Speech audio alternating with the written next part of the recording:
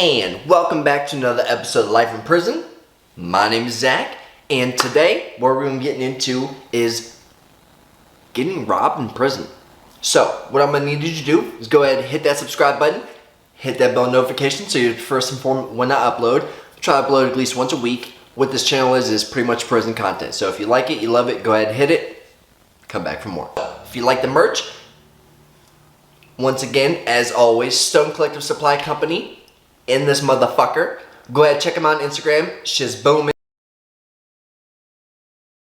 So, today we're going to be getting into is pretty much getting robbed in prison. So, while I was locked up, you see a lot of robberies, more or less. And most of the time, it's really not someone going into the cell and physically taking something from that person.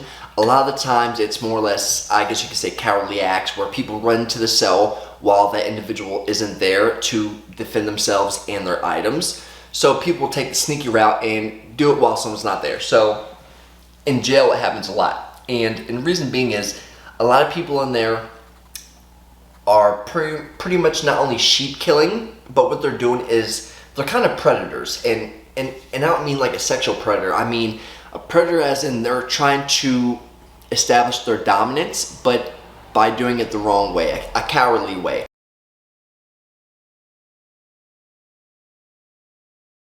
At the end of the day, if you're going to take someone, take it in front of that person, because this is my personal, I feel that if you feel that that person isn't man enough to have whatever it may be, then you need to give them the option of defending themselves and defending their items. So what I'm saying is, if you feel like you need to take something from someone, take it from them. Don't take it from them while they're not around. So a lot of times it's, say this dude comes in jail, right? It happens all the time. Someone comes into the jail, they stop getting high or whatever, and they get their weight up. Now they have this set of balls, right? They think since they're 15 pounds heavier, they got a little bit of muscle since they've been doing push-ups off the banisters, that they are now head honcho, and they'll take someone's shit that's just coming in that might be a little bit smaller than them. A lot of times in jail, whenever you have a sex charge, a lot of people that get hit most of the time are these sex offenders that are coming in. Those are the ones that are getting robbed the most. But most of the time, they're getting slapped and then robbed, pretty much, and then they're going to leave. So in jail, they have a PC pod. It's kind of small, but it's a PC pod for anybody that feels that they're not strong enough to live in the pods themselves at the jail. And if they're taking that route, then honestly, prison's going to be a fucking bad time for them. But, so what happened is, someone end up getting their little commissary, right? And with jail, there's only so many places that you can go. You can go to the gym once a week. You can go to the chapel once a week. Or you can go to medical pretty much whenever they call you up there, right? Or a visit. So these are certain times when people can leave. Like in prison, you're pretty much out of your cell all day, right? Unless you're on lockdown. But in jail, you're in the pod all day. So most of the time, whenever these people rob these people, it's whenever they leave out for a visit or whenever they leave out to go and do this and that. Me, I've never been robbed while in jail or prison. People, I guess they had more respect for me, you know what I'm saying? They just never took my shit. But that's not the case for everybody, just because, certain individuals, even gang members and shit, and, leaders and shit, they get robbed too, but there's a lot of conflict going in between that. So in jail, it starts out more or less as, these individuals will leave the pod and people will come in and, take their shit. So when the people get back, they'll call out, who took my shit? A lot of times people won't say anything because they don't want to get beat up. They don't know who took their stuff.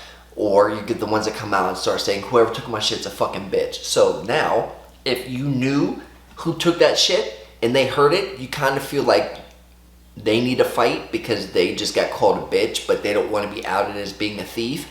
Being a thief in jail or in prison is one of the worst things that you could do or be.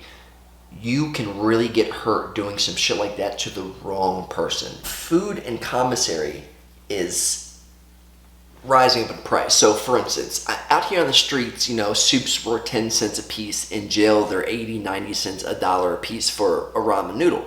So you gotta think, the inflation on these items, you know, a regular candy bar that's $1 is now $3 in jail. Like, you know what I'm saying? If you want a cupcake, it's $5. You know, things are expensive. So when people can order $50 a week in jail and $100 in prison, you know, it can go a long way, but that's all they have.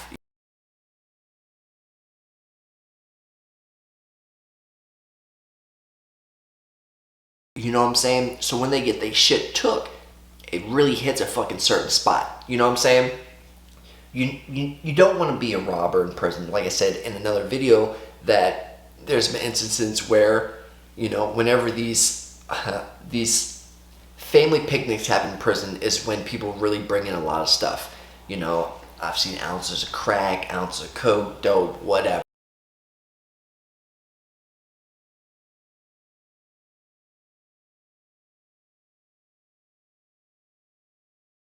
When these people get fiend out on drugs, that's really when people start robbing people. So, like I said, in jail, I don't know how many times I've seen people get beat the fuck up, robbed. There was an instance where this individual, so he had ended up killing his mom on Christmas Eve, okay, with a samurai sword, all right? So it was Christmas Eve. The next year, he was in jail for a year. So while we're in jail, Christmas Eve comes up.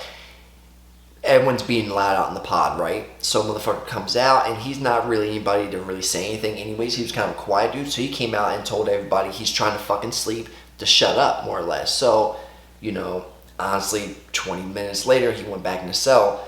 There was 2 individuals that ran in that cell, fucked him up, and took his shit from him. Right then and there. Not like robbing him, he's not there. No, they took his shit.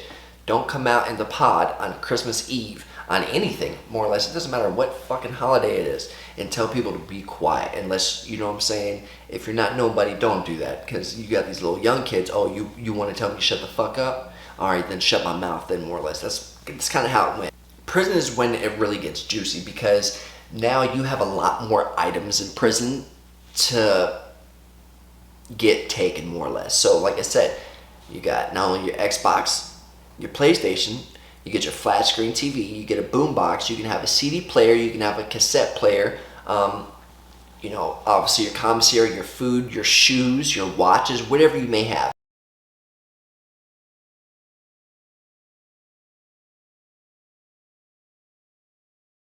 So when people start getting high in prison, right, and they commit these burglaries, right, most of the time, like up on the gang unit, for instance, the old saying is you don't, you know, sell drugs where you sleep.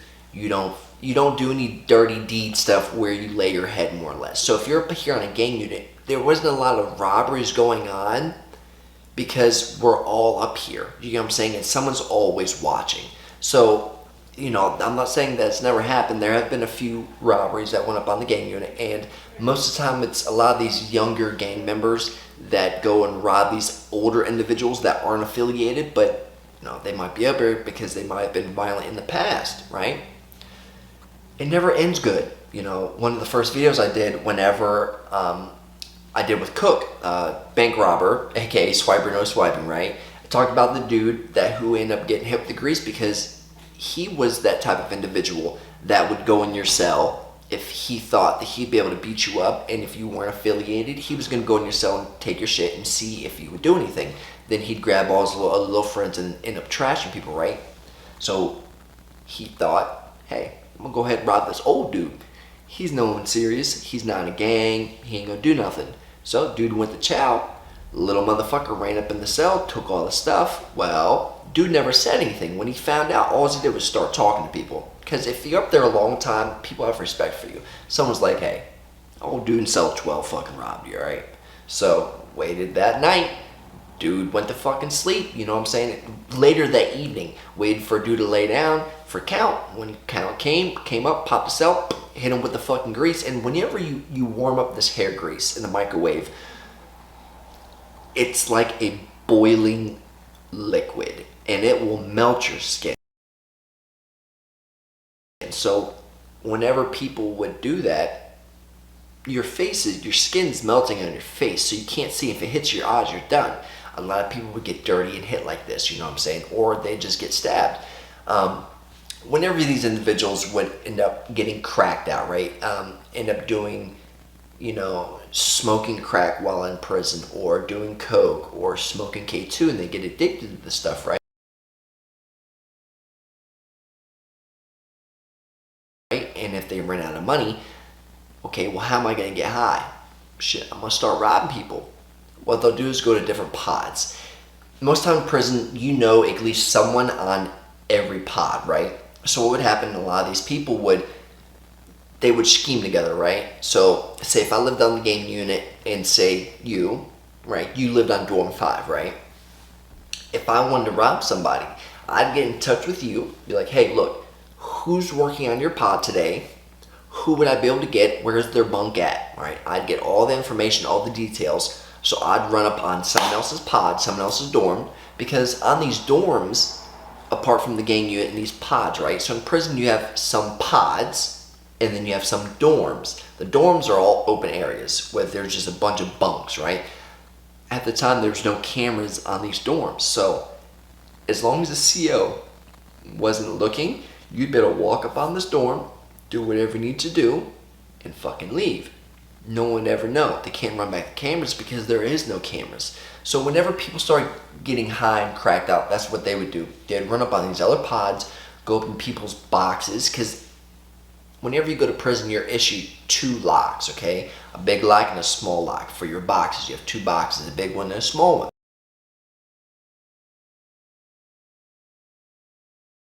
So they give you these locks.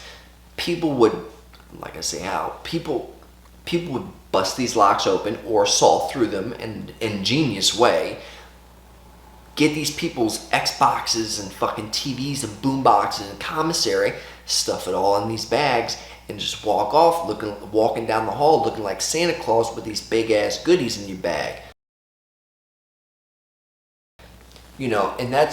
And the moment if you steal someone's Xbox or TV, on someone else's pod, they're not going to lock the prison down. What they're going to do is they're going to go through that section. Like if someone got their Xbox took and went to the CO and said, someone stole my shit, they're going to go through that section, see if anyone else has the fucking Xbox, or whatever it may have been on that section. If it's not there, then you're shit out of luck. Now, if they do a shakedown later on, throughout the whole prison, and if they happen to find whatever item it is with that inmate's number on it, then they'll give it back. But by then, it's kind of like out here on the streets, right?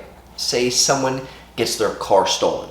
Motherfuckers just take it to the chop shop or wherever and bust it down with the quickness, right? All the evidence gone. That's pretty much how it is in prison.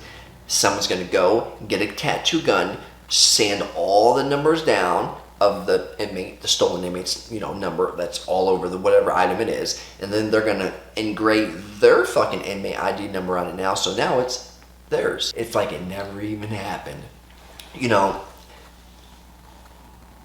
Some of these guys that would, and at the end of the day,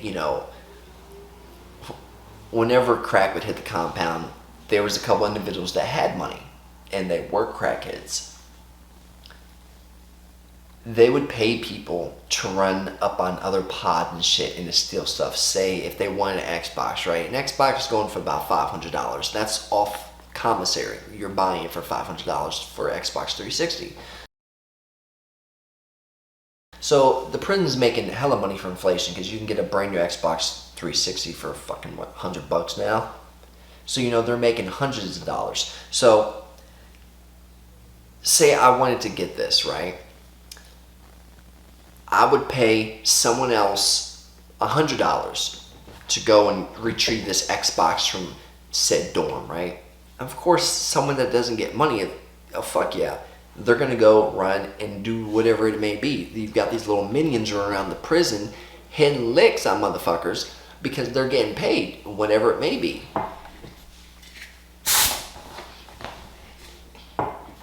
Being in prison is kind of like Gladiator School, and a lot of these other channels like Lockdown 23-1, Jed Williams, Let's Live Life, you got Off the Yard, you got K-Frog. A lot of these dudes, 1090 Jake. A lot of these guys are, you know, they've done prison time. You know, they've done plenty of prison time. And if you've ever noticed, the stories that people tell, right?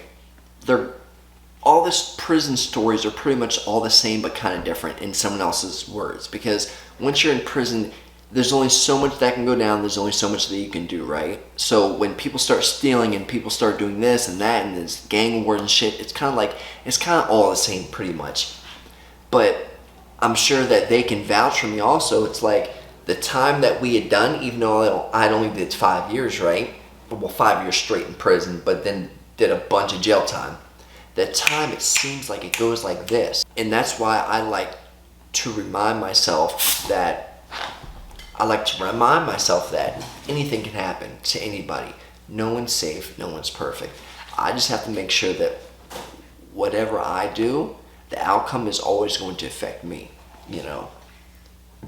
Being in prison and seeing a lot of these murders, seeing a lot of these burglaries, seeing a lot of these assaults, you know, and being a part of some things also, you know, it definitely opens up your eyes. You can either come out of prison with a mindset of, I know how it is, so I'm going to keep going down this life in this path and doing what I want to do, or you can steer clear of that whole situation and really try to make something about yourself. You know, being in prison, it gives you a whole nother perspective of life, because when you come out, you have nothing. You have to rebuild. And I can only imagine with people that are going out and coming back and forth, you have one life. That's it. How are you going to live yours? At the end of the day, success is different, looks different in my eyes compared to your eyes. To me, success is being able to support yourself financially, being able to support your family if you were to have one, having a career path, and being a professional at anything you can do to make yourself better. I do these videos because I do realize that some of the crowd that's watching, some have never been in a situation where you've been in trouble and had to go to jail or prison, and then there's some that I know have been in prison and have either been in prison with me or know people that I've been in prison with. You know, the prison scene is very, very small, you know, state-wise. Like I said, 13,000 people being locked up in West Virginia itself, and each prison only holding about 1,000 or so inmates. It's a small community, but when you go from state to state, the community gets larger and larger and larger. At the end of the day, no matter where you're from or where you're at, if you've ever been locked up, we all have one thing in common. We all need to do better for ourselves so that we never go back down that path. Seeing someone getting stabbed in the skull, seeing someone trying to get decapitated, you know, seeing multiple assaults, multiple stabbings, multiple fights. You know, coming from a household, I didn't grow up in the streets. I'm not a street guy. I never grew up in the streets. I grew up in the suburbs. But going to prison and seeing how different races can react to different things. So K-Frog recently did a video on, you know, can prison make you racist? And this is what I'm going to say. I'm going to say yes. And the reason being is, so going to prison and seeing individuals that I've actually known for years and seeing them on this side of the fence, even because they're white, right? The people that you go around definitely make a big difference, okay? And I say it because there's been individuals where I've been around them, right? And they'll act this type of way, okay? Whenever a different type of crowd comes around, they feel like they have to act a certain way. And it's not just for the blacks, it's not just for the whites, because I've been around black people that talk normal, act normal, right? What you consider normal. But the moment that a group of black people come around, they feel that they have to act this ghetto certain way to fit in. Never be someone else because that's how you feel like you're going to fit in or be accepted. If you can't be accepted for being yourself, then maybe you need to, you know, go somewhere else. Whenever you go to prison, it's like the individuals in prison make it a race thing. Even if you're white and you have black kids, when you go to prison, you're going to hang around with the whites that might be saying nigger this and nigger that. Like, it's it's real weird, you know. Prison, just my personal opinion, I feel like prison can definitely make you racist, you know. The blacks feel like all the whites are against them and vice versa, you know. It's weird because, like I said before in all these other videos, you would think that there'd be more unity within prison itself, just because no matter what, we're all there. It doesn't matter what you're here for, we're all still in the same position. YouTubers, they're a big inspiration for me, you know. Me being out for 5 years, but only being on this YouTube thing for almost a year now, you know, it took me a while because I would tell these stories to my friends, or I would sit down and explain to them how prison is, you know, the structure, you know, really honestly, like, the politicalness of prison is the most difficult thing getting used to, you know. Not only that, it's more or less if you're a part of an organization, right? Being told to do something. It's not for everybody, you know, and that's perfectly fine, but it took me a while to want to sit down, stare at a camera, more or less stare at myself, right? Because I'm looking at you, but I can see my face right there, right? Sitting down here and practically talking to yourself, that takes definitely it's definitely something different, and just trying to get used to be able to do that. Not only that, but